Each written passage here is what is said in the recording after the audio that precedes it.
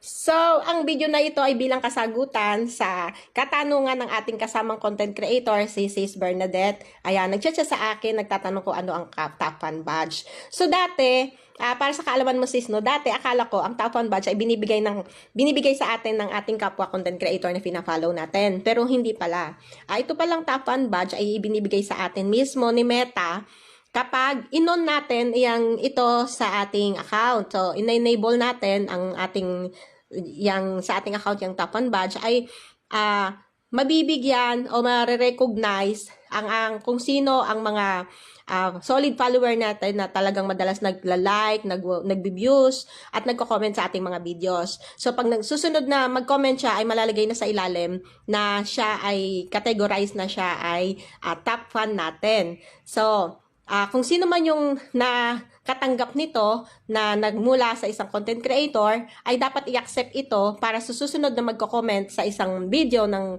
content creator na na-follow niya, is mare-recognize doon na siya ay top 1 badge. At inuulit ko, ito ay hindi nagmumula sa kapwa content creator, kundi mismo sa algorithm ni Meta.